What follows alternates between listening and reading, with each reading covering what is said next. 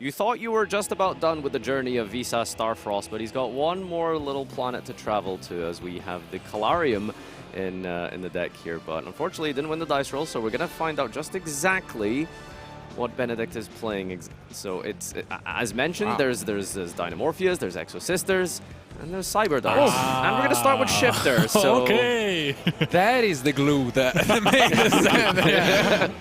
Okay. Okay, that's really strong. Therizia starts off with the search of a Dinomorphia trap card. Probably going to go for the domain here to get our engine running with the... Okay, we're actually going to go for the Frenzy. And those are the only 2 cards that he's playing. All right, yeah, so this is pay half your life points, and you can fusion summon on your opponent's turn here. But we're also playing a rank 4 sort of esque style engine with the Sakitama reveal itself to normal summon, and that is going to allow us to access...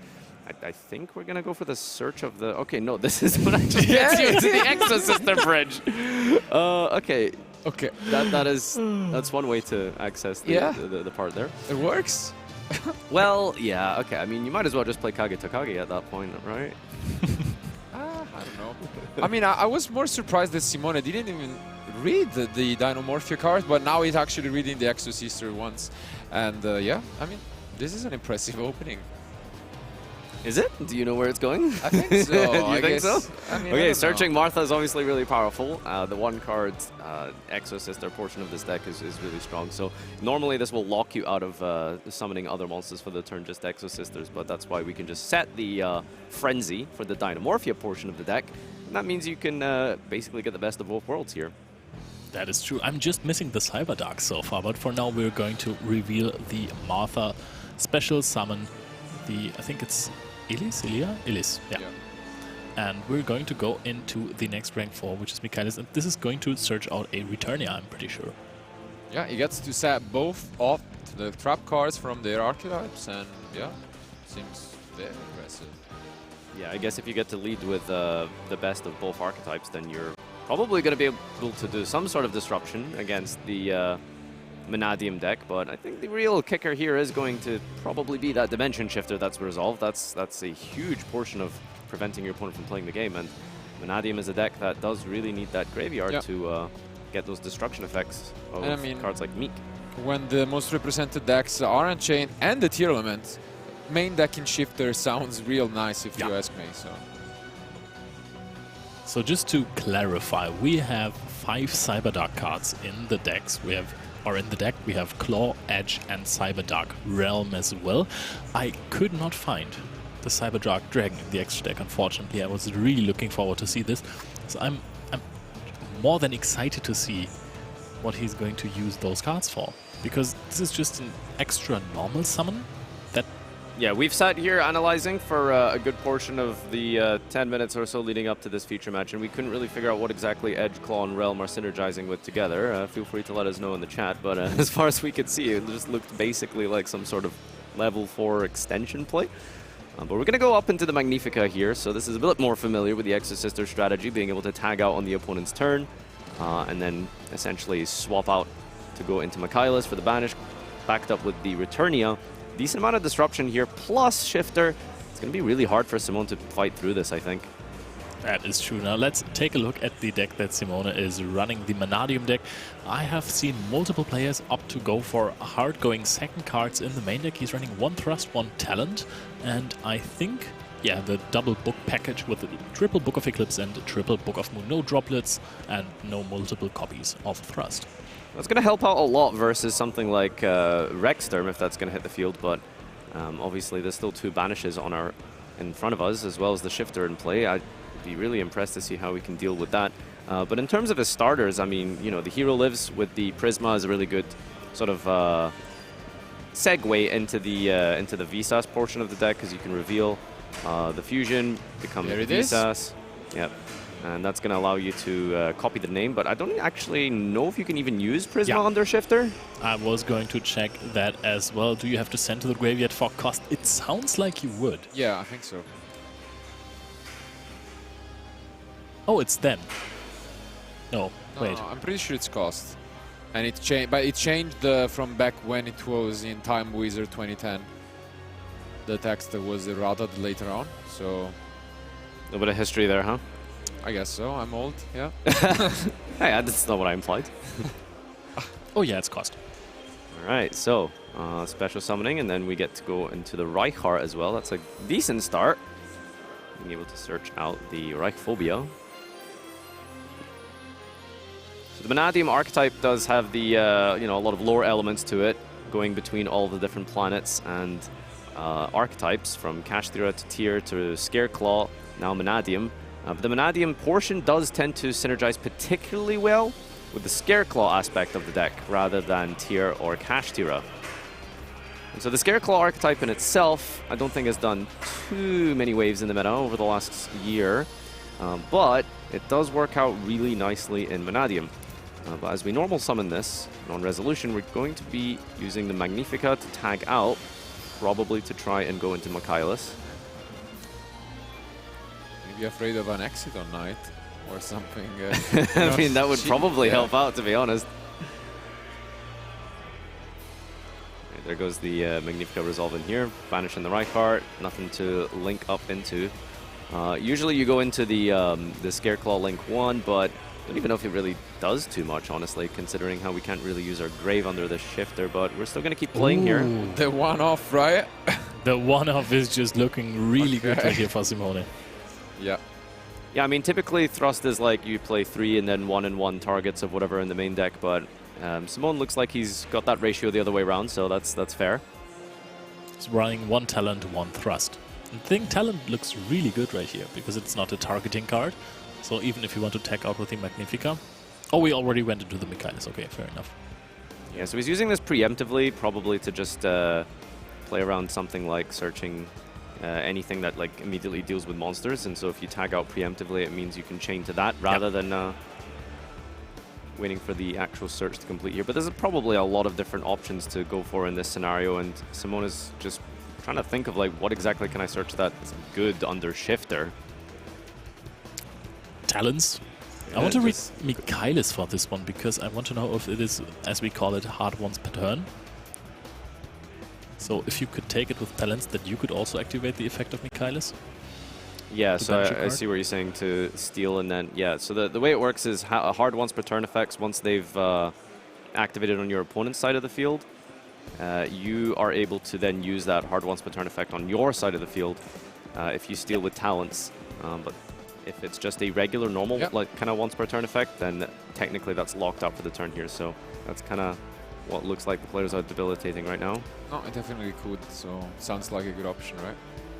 If you're confused what hard once per turn means, it means that the card basically states that you can only use the effect of this card's name once per turn. And the you there refers to the player, so if it switches control, then that doesn't apply to you. Not you as a viewer as well. Oh, and we're going for the talents draw too. And that's it? No, okay, never mind. For a moment I thought you picked it up. Yeah. Just rearranging his deck. Wow, Brave actually going for the draw instead.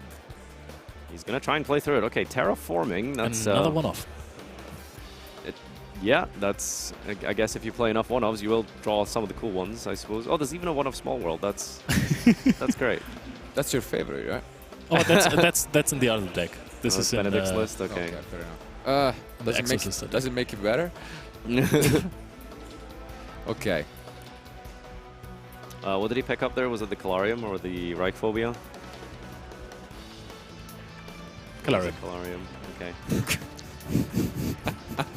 I'm way too focused on reading up cards. I'm not going to lie to you guys. Okay, so we're immediately getting rid of the Calarium. No search easy right here for Simone. And this is already a big pile of banished cards for Simone. You can only use that many cards in one turn. Yeah, I'm not too sure what other options are left at this stage. Just looks like 3 back. And now he switched strategy even in his deck and just set 4. Setting 4 here, all right. Will we see that end phase Frenzy potentially? I want to see it. I think we might need a graveyard for that, but let's double check. Use 1 monster from your deck and 1 monster from your extra deck as fusion material. Okay. Looks like we're going to go for Returnia as well. This is going to be another removal. So just working out really nicely with the search from the Caspatel, initiating this whole line of Exosister plays. It's Really interesting how he's managed to formulate this deck together and just have it synergize so well. So 2 banishes going to be able to Wow. resolve here. Yep, there goes the Mannadium trap card there. The Omni Negate, it's able to be searched Reframing. with Visas Amritara. Is it Visas Amritara? Or Mannadium? I think so. It should be Visas, yeah. Yeah, so it's a part of a long combo line here, which we might be able to see in this match at some point, pulled off by Simone. But yeah, Mannadium is like a sort of a classic style combo deck that sort of wants to go all in with 3-4 card interactions to end on multiple disruptions. Apollousa, Baron, sometimes Dissipator as well as the trap card. Does insulate really well against Dart Ruler, so a lot of different ways for this deck to set up, but sometimes it can struggle going second, although you do have to admit what deck doesn't struggle under Dimension Shifter. Flu. That is not wrong. Gotcha there. Okay, so now we are having the impermanence there on the Michaelis, and this actually pressures Benedikt to activate the Frenzy already because it is in the same column. Keep in mind, if the Frenzy is activated after the impermanence in the same chain still, then you can activate it and it's not going to be negated. Yeah, chain links. Exactly, that is indeed how we link our chains. Perhaps we might be unchaining at some point as well.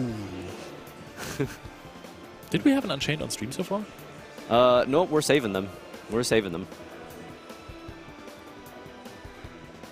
Okay, so the Frenzy is activated in response here, and just waiting to see if Simone has anything to do with that. Doesn't look like it, so we do get to send from the deck here. And it means that we can put up that super large Rex term. Wasn't it only during your opponent main phase that you can use Frenzy? Ah, correct. Yes, it is in fact main phase. Yeah. Yeah, that's... so I think they'll catch it and just now... Yeah, so it looks like Benedikt has reset the card there. Yep. So Imperm resolves, that calm's negated. Won't be able to use it for this turn here. I mean, what I would have liked to see is just not activate Michaelis, but go for a Zeus line. Oh, yeah? Okay. I could see that. But now it doesn't really matter anymore. But it would have also lost to Imperm. Yeah, that's a good point. Realistically, I don't know if Benedikt particularly focuses on OTKing.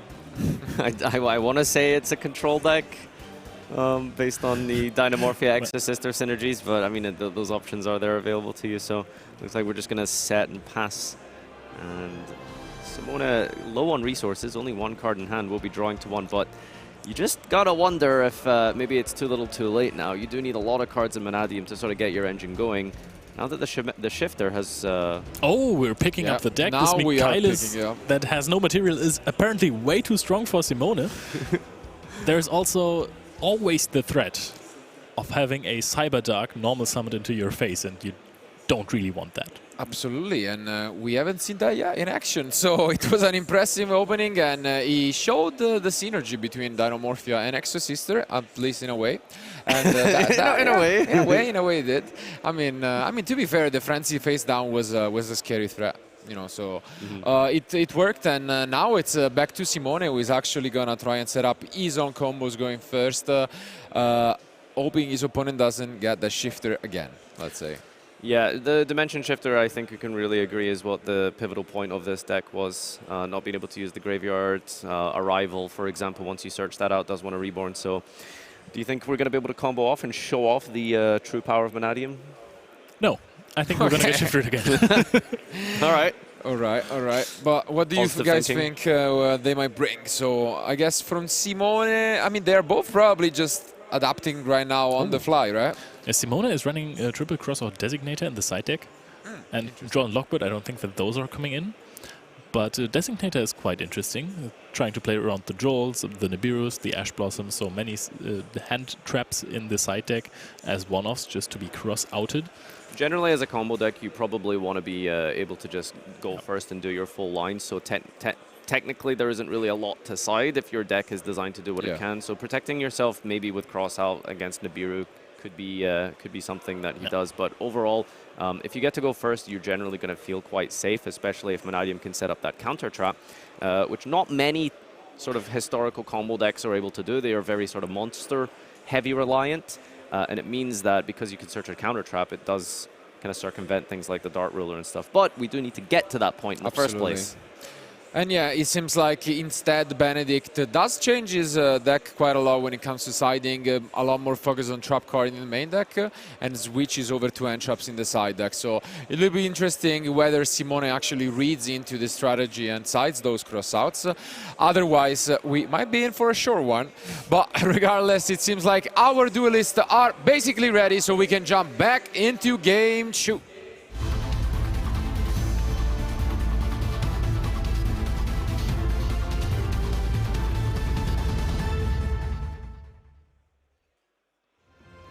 I think as a general rule of thumb, when you come to an event, you don't really want to be, at least this format, being in the position where you're so reliant on Droll and Lockbird, which is one of the most devastating hand traps in the game. And what I've noticed is Droll is in basically everyone's main or side. Which makes you also wonder if that's the reason why these Labyrinth, Dinomorphia decks, and so on are actually being quite successful right now. So, yeah, I mean, if you can just not really deal with your opponent stopping you from searching, you're going to be in a really good position to make a lot of their side deck cards dead. But generally, having protection from, hand traps and disruption is really good strategy. Just set 5, right? So Simone's going to start off here with Hero Lives, going for that Prisma play. This one's actually going to resolve this time. He's going to keep the dream alive. Okay. There's Dimension Shifter. No hero plays here. Simone is smiling at the camera. He knows that this is quite tough. You did have to call it, didn't you? You really needed to do that, didn't you, Leo? I mean, to be fair, Nadir, you did mention it, resolving it this time, so you also both kind of jinxed it. But I guess that sometimes how it goes. And yeah, poor Simone. All right, so I like that Simone asked his opponent if he could activate his card. Fair enough. Okay, so the Hero Lives is definitely in the grave because the shifter was used on summon of the Prisma. Not that that's going to make too much difference. I think that's an Obsession being used. Yeah, so the Mannadium Obsession, because we have already activated Prisma. I think that's what we're clarifying with the judge here. Let me just double check. He did not activate Prisma, yeah? So yeah, he is gonna destroy it to instead get the Peaceful Planet from deck to end. Yeah, sure, so just destroy a monster and then add Calarium. Exactly. And that is exactly what happens. Now we are not in danger of Drone Lockbird anymore because this card has to be discarded to the graveyard for cost. This is why it's not going to be able to resolve. And now we're adding a Ream Heart right here. Small consolation prize, we could say. Yeah. Yeah, you can still do some pretty neat combos just with a single Ream Heart, but the issue is this graveyard is now switched off here, so we'll have to see if we can do anything through this. Typically, Ream Heart gets you into the Obsession line, but we've gone around it the opposite way, so let's see if someone can figure out some sort of baby combo, shall we say, to set up here while under Shifter. And we are searching for a Meek now. Simone, actually, he was kind of smiling, like he's really put on his thinking hat, and I think that he's going to tinker out a little combo that can maybe stop Benedikt in his tracks really early. Like just a Baron can sometimes be enough for those slow decks to just stop the first turn. Yeah, you're right. It's just a single negate when you've only got like a set or so is pretty rough. He does have devices. Yeah, so at least the consolation here is that while the graveyard is off Meek and the other Mannadium, when they are destroyed by Battle Lord card effect, they do still trigger even when banished. Does Calarium summon from the graveyard? I guess we'll see. We will find out. No. No, it does not. Okay, not too bad.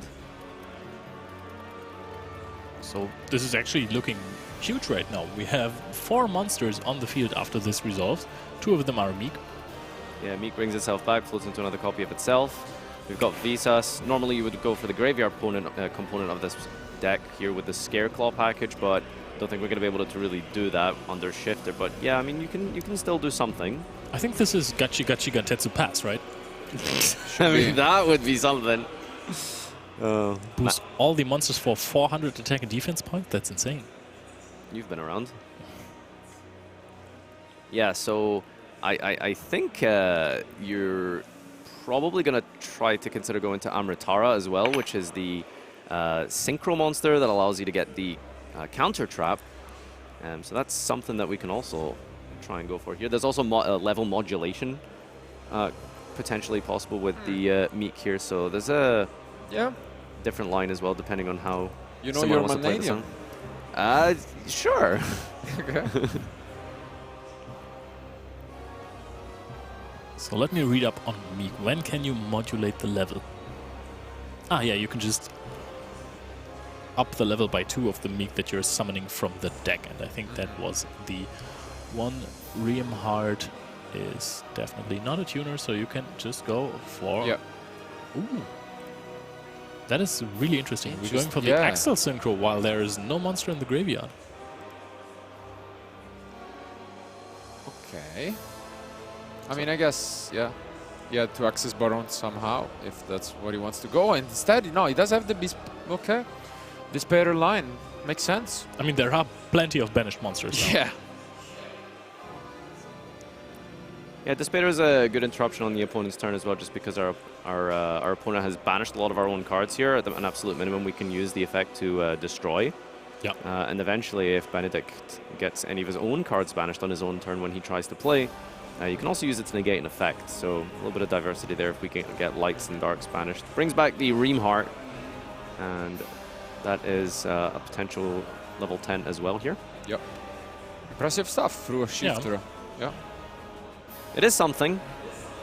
It's not too bad of an end field, all things considered, just how devastating this can feel. Looks like he's going to pass turn here. That's it. And now Benedikt will have to find a way to play through this. I mean, he also cited other cards that are strong going second, but I think those were mostly hand traps. He is running a... But there is an evenly match to start things off and just force out. Let's see if there is a second copy once this Baron will negate it. If he does negate it. Yeah. There's I was going to say there's a couple of decision trees you want to maybe think through here, because while you can Baron protect, you're essentially just trading Baron for keeping a Dissipator, or rather you could just remove your Baron. The main problem I'm considering here is Thrust. So if you do choose to negate here, you are risking hitting something like that. What if you keep the Baron? Yeah, I would go for that as well. And that is actually what he's choosing to do, yeah. So Simone does read that potentially a Thrust play could come down, so hoping that a Omni negate will be enough.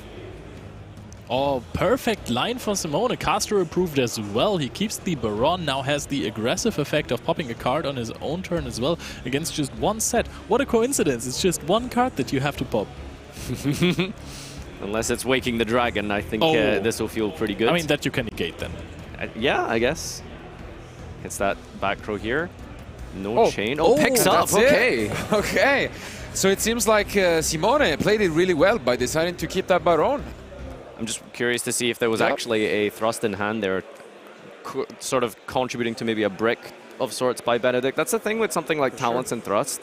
They're either the best cards ever or the worst cards ever, you know? Like, that's kind of how it feels like.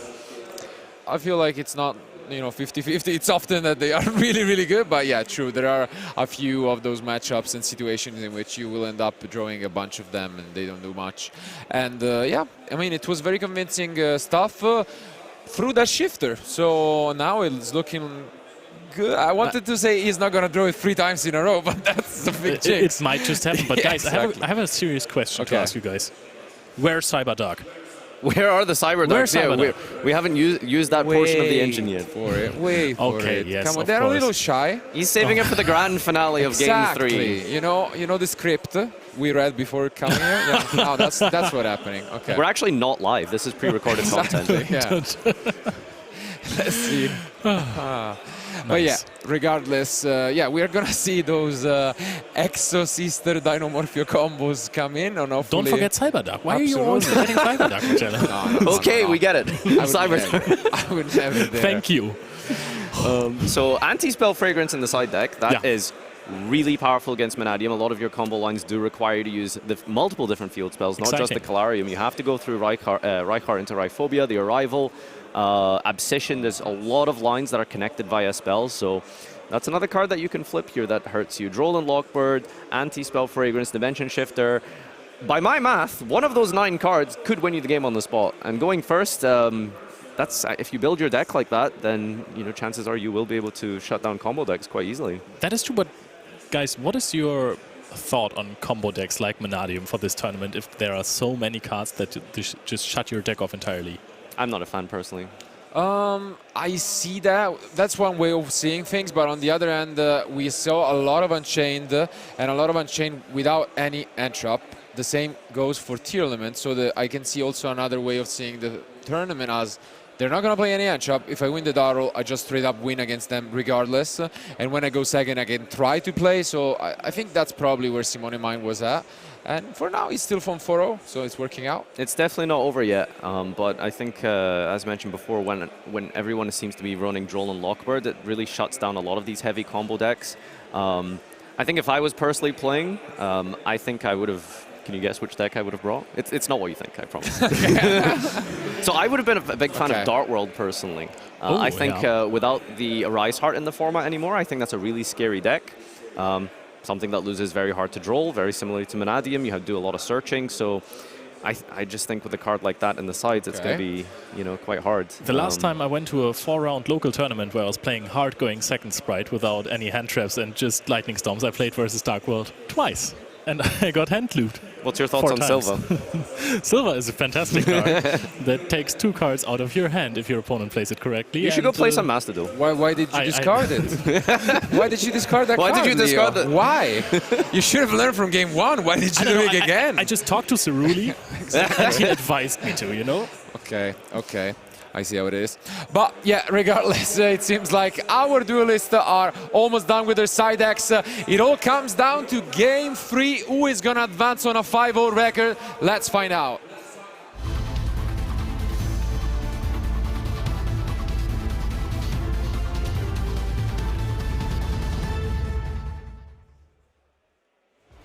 I think there's just so much consistency in Benedikt's list that when you play like 3 different engines, I think you're more than likely to draw one of them, coupled with 9 blowout floodgates as well as the prosperity.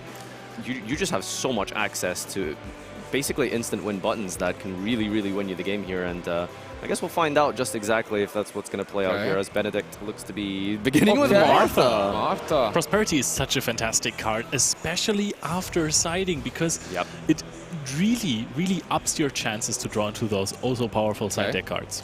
Hear me out. Okay, let's go. No. We have a Marcello bit. Oh no. Is the best pot card ever made. Even better than Pot of Greed. 100% agree.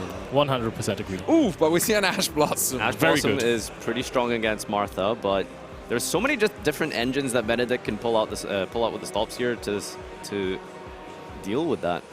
Are we normal summoning Martha? Normal summon Martha. Sorry, Martha evil Exosister players be like normal summon Martha. Sorry, you might actually finally see it. Where are Come on, hit us with the realm. realm. I see Pax. I see Pax. No. Oh, it's Ellis, right? Yeah. I think. Pax Ellis. I think he's drawn way too many Exosister cards, right? Because like typically you just want to open like the one Martha, and that kind of gets you to the rest of them. Yeah. So Simone could be a little bit fortunate here, maybe. Typically, you really want to have the Cyberdark Realm in your hand. Yeah. Or Claw. Yes, maybe. Leo. I don't know. Yes, you are correct. He will be ending on Cyber Darkness Dragon. I promise you by the end of this turn. Thank you. This is very comforting. All right. Pax is pay 8, feel great, and search for a Exosister. Just any name. Search another Martha, okay? Seems like Benedikt really enjoys playing Martha. Yeah, best starter card in the entire archetype. It's what you want to see. 1-card combo with a bunch of defensive cards backing up here. And it looks like we do get to go into Michaelis. Any responses here? Not a lot of hand traps you can really play in Mannadium. Typically in combo decks, you do just want to have like blowouts, like go second, dart rulers or the books. Something like that can really help you out. So just a simple Ash Blossom, I think, sometimes I feel can be quite underwhelming in a format where Thrust is quite popular. Yeah, but I think that's the genius right here, because people are playing around Thrust. People are cutting on Ash Blossoms, going second after siding, because they know, hey, there are like at least 5 talent cards. So the players with the talent cards, they are starting to side out those cards because they know there aren't going to be any hand traps. And now look at this. Four-dimensional chess, exactly. Like, I see it. Always be one step ahead. If you're 2 steps ahead, you're gonna lose. But 1 step ahead is just like the perfect amount of steps. So if you're 3 steps ahead, you're back to where you started. Yes, so now you're no longer. That's just basic Yu-Gi-Oh! That's Legend of Blue Eyes. All right, we got Caspatel detaching here to search, and it's going to give us the Returnia, I think. Or although I think we might have drawn it. Okay, we're just going to... The third Martha, all right. Benedikt is Martha's strongest soldier. I really respect it. The dedication he's shown to this one card is amazing. Okay, so here is Magnifica. Similar to last turn here. Will we also have Frenzy? Deja Vu. 2 set cards. This looks like it's a really solid Cyber Dark opening. And no shifter this time. This is, I think, the most important part here. At this point, I'm convinced it's a decklist error. I hope it's not. I really do hope it's not. All right, Simone is going to have 5 cards here to deal with this opening, and that's a Hero Lives. Is that 3 games in a row? Not bad. Yep. I came up with a perfect pun for the card 2 games ago and I forgot about it. A Hero Lives? Okay. I'll try later again. Okay. So, I mean, my question is, do you think the third Plasma is like the one that resolves, or...? I mean, the third one is the one that didn't get shifted. Yeah. Okay. Yeah. No shifter here. Will we be banishing it on summon, potentially? Third time's the hero's shot. First time's the shot. Yeah. Let's see. Half your life points. I'm skeptical that it will. But Isn't half your life points really good against Dinomorphia? wow, synergy.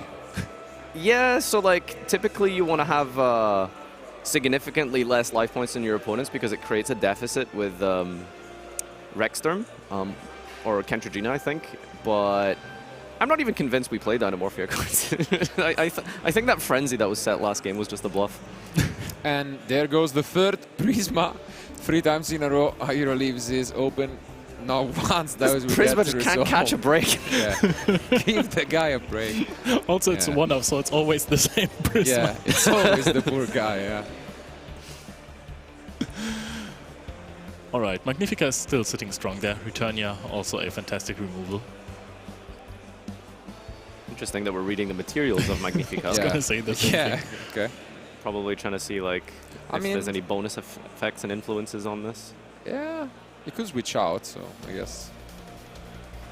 I mean, it's not a Zodiac Whiptail, right? I wish. Marcello remembers that card. Yeah, I wish. Why does he remember that card?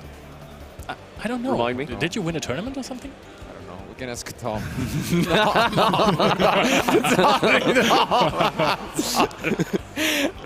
Sending love. Okay, Calarium is a nice little follow-up there. That's the Rhoda of the deck. You can get to YCS. So 3 cards in hand now. After Calarium, it's 4 again. But yeah, it's not looking too bad here. This is still anyone's game to play. In response, we're going to use the Magnifica. at this point, it feels like Benedikt is just throwing his interruptions at the first thing that he's encountering. That sometimes works. Yeah. Mm-hmm. You don't have to like spreadsheet and think about like, you know, under this portion or this line of play, you can stop this choke point. Sometimes you just activate your cards. Sometimes, but not all the time. Exactly. And then you your opponent runs out of gas.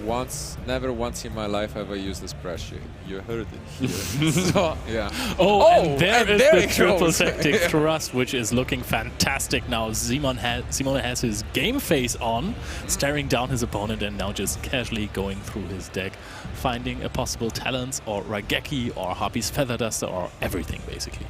Reassure me, is he signing at least more copies or is it still the one? He's signing the second one. Okay. Feel better about it.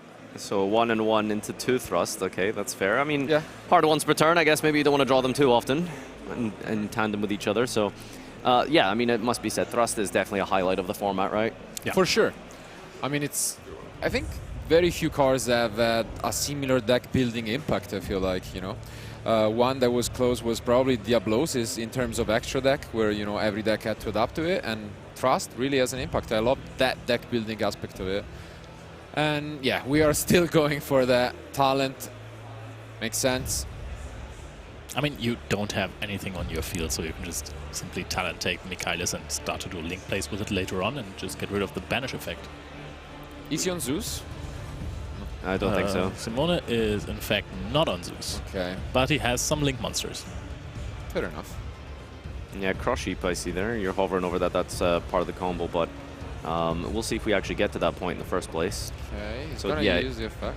Yeah, he does go for the talents take because it's just the easiest one-for-one trade for the disruption here, and you can hopefully try keep going. I think he can banish the set card as well, right? And he goes to banish the hero leaves just to even send a further message to that Prisma. I might not win this game, but Yeah. this Prisma is not going to Yeah. have a good time here.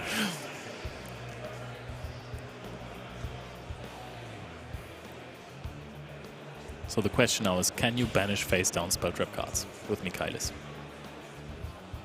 There he goes for everybody to check. You can target indeed any card. Oh, and Frenzy is chained to this. Now we're going to see if this Frenzy was just a bluff before. I think we're going to see a powerful fusion summon here, and this might change the game again.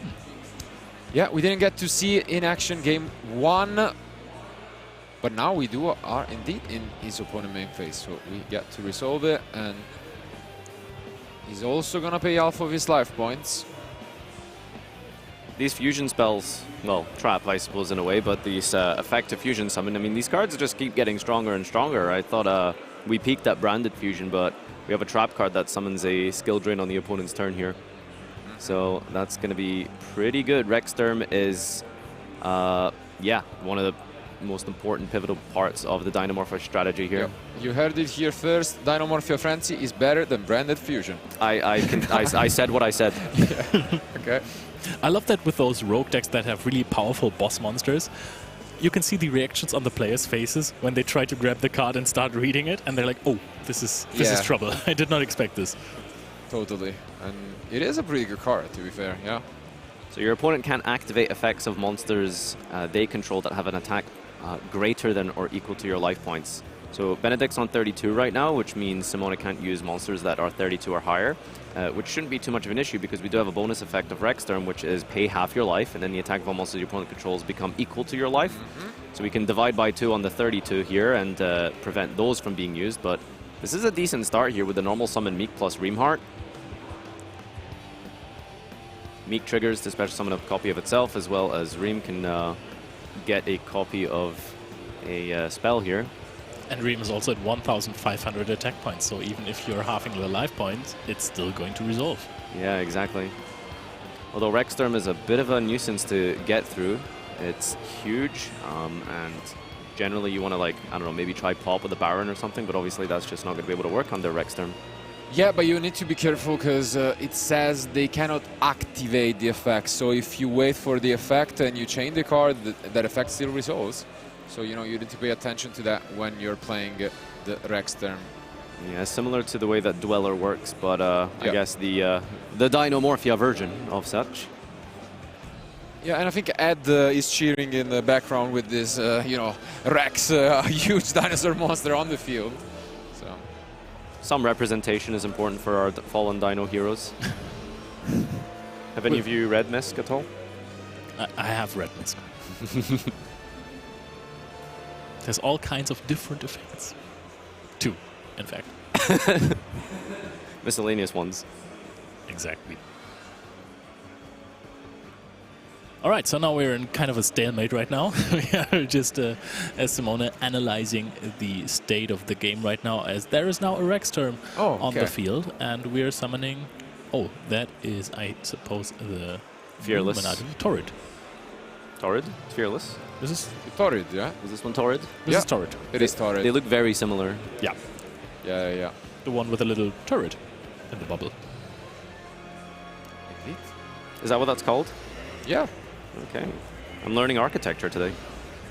I don't think it's a turret. It's just a building. And Meek just has a little Meek on it. Yeah, there's the Amritara, so it's going to be able to search here because it is above 32 attack points currently.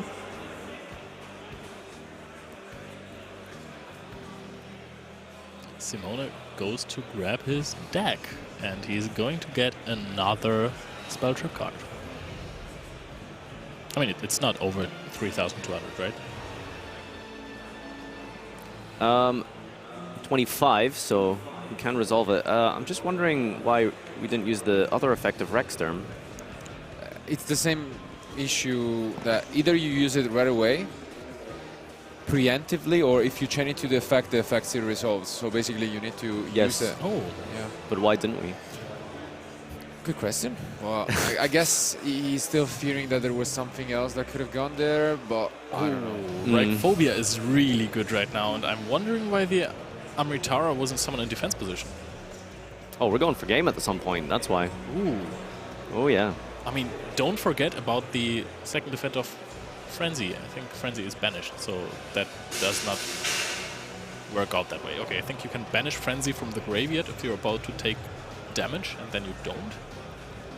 Something like that? Yeah, all the Dinomorphias protect yourself from being burned. Pretty much the logic is that if you're going to be at, like, 17 life points, actual real numbers confirmed, that you can reach in Dinomorphia, then your opponent can theoretically just go Ukazi. Not very popular right now, but a couple of decks have burns in them, and so it's just a nice little defensive way to protect yourself from that. But looks like we're going to pop off here with Visas plus the Mannadium cards here floating into themselves, getting searches, getting another copy of itself, and we have tuners, we have modulation, we've got the whole Scareclaw line remaining as well if we want to. So Simone's in a really good position here. Yeah, and Simone, as you might have noticed from the clock, increasing has been issued as low play warning. So we got a 3 minutes extension, as there are about 6 minutes and a half remaining in the round. So right, Phobia now is being read right now. If you have 3 defense position monsters on the entire field, not only on your field, you are able to destroy 1 card on the field as well. And this is going to be the Rexterm. Benedikt is checking his graveyard. Is there any protection effect? We are now reading the other fusion monster, Stealth Bergia, that was sent to the graveyard, but no, Rexterm is going to be sent to the graveyard, and it is triggering. Yeah, Threatzia gets to come back here when a dinosaur is destroyed, so at least that gets to float, potentially set another card here, but it's a really commanding position here from Simone, despite having to deal with Rexterm and all of the different Exosister disruptions we've got being unloaded there. It's also pretty tight on time, only 5 minutes remaining. Slow play warning was issued, but is ahead currently, Simone, and still has a way to keep going here. Yeah, too bad, as you mentioned, maybe if you use the Rex at the very start of the turn, it could have prevented this planet from being added, but now it seems tough to recover. It's really strong that this planet is going to actually also play through your opponent's field as well, instead of just adding cards. And now we're seeing a cross sheep. We were talking about it. He found something for the Michaelis. Yeah, so the yeah, that's a good use there. Really cool interaction you can do here with Cross Sheep, because it has one of the more powerful effects of Cross Sheep is when you summon a fusion. It allows you to reborn from the graveyard, and Visas Astrolaud is something you can actually contact into from your graveyard. So I think we're definitely gonna see that happen at some point here by Simone. You were talking about great fusion cards, but what about a fusion that just summons itself by banishing cards from the graveyard without even having to do anything? And now we have the Apollosa as well. Doesn't seem necessary, however. We're actually going to link up into the Apollosa with the Cross Sheep instead of using the effect here. Yeah, he might find the way to just okay, now we're making the Astrolauds. Interesting. This is it, right? This is looking really good for Simone. Astrolaud is popping the Theresia, and we are offering the fist bump. Simone wins this one. Plays through the craziest deck we have seen this weekend so far. Yeah, there it is. Simone has managed to convince Mannadium lovers all around that despite shifter for 2 games in a row, you're still able to pull it back and do a little bit of a combo there and end the game. Yeah, pulled off the comeback, and it was a very, very tough match for both, honestly. I want to say the most back and forth we have had all day. It could have gone either way. They both are playing unique decks. Yeah. No Cyber Darks, unfortunately. No realm unleashed. Maybe he wasn't saving them for the final game 3. He's saving them for the YCS final. Maybe next format. Okay. Maybe that's it. That's Fair true. enough. So we couldn't figure out what the engine was there for. We won't find out in the interview, but I'm sure that he's going to have a really good tournament run, and we might see him later again. Yeah, For so sure. Mannadium did a pretty impressive job there. I was genuinely a bit fearful of its ability, but despite double shifter, pretty convincing by Simone. To be fair, we never got to see what he actually wants to do when he's interrupted. The full combo. Yeah, the only time he got to go first, he got shifted, and he had to improvise, and still ended on the Dispatter plus Baron, which was quite impressive. But all of the other duels were a grind going second kind of like style, and he still managed to do it. Obviously, the trust into talent was a huge part of it, helping out there, as you would expect. But the rest, yeah, was a pretty solid deck, and now he's up with an undefeated record, 5-0. Impressive stuff. Yeah, I mean, just judging by the way that he was navigating through those combos, I feel like Simone really does kind of have a decent handle on this deck, right? So generally, archetypes like this tend to have quite a dedicated fan base, I want to say. So he might be one of the more favored among Mannadium players. I think For sure. he'll make them proud. That was a really, really good display of the deck. Yeah, we also have other Mannadium players in the room. I have already scouted someone. I don't want to give the name away yet, but really strong player, really strong performer. Shows you that the deck is also popular amongst pro players as well. So I think we're going to see some more Mannadium. We are also going to see some in the top cut. Those combo decks, like the players who are really dedicated to those decks, they just spend hours and hours to just combo off. And if you're facing one of those players, I don't think that there's much in the game that is scarier than facing like the complete combo head. Yeah, especially when you build your deck and, once you submit it, that's it. If you don't have Entrops in the deck and you face off against it, it could come down to a die roll or even worse. So sometimes that's how it is. And, I mean, Simone made a brave miracle and it's working out for him. So, once again, congratulations to both. And thank you guys, obviously, for being with us.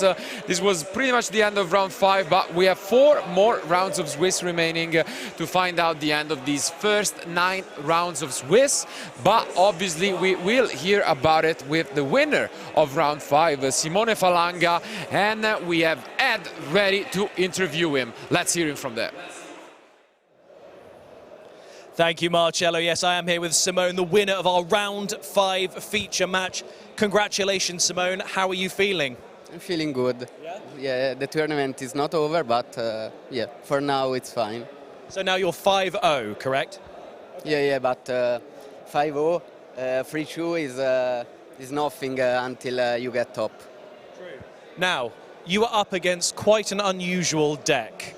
How did you feel? Honestly, I had a regional some week ago, and I lost to a Dinomorphia. Right. Yeah, and today when I saw the normal summon monster at the trap, the Dinomorphia trap, I was like, again, here we are again. But fortunately, game 2 and game 3, I can I take it. I don't thought that I can won the game 2 with just Baron. But that's enough, so I'm happy. That's all you needed. So let's go through the game, actually. So Benedikt started with Shifter turn 1 in 2 different games. So in game 1, how does it, when you see Shifter come down, what's that like in your head? How do you try and play around that? Honestly, I go second during game 1, and I have not a lot of spectative. Shifter is just one overkill, probably. I have not so good end, and that Shifter probably killed me totally. In the game 2, I thought a different thing, because in playtesting, I thought to put in the extra deck Omega, to can end loop under shifter. But I prefer not respect too much shifter personally, and I prefer to have an extra deck with more with Borrel's Word that can OTK when you go second, basically.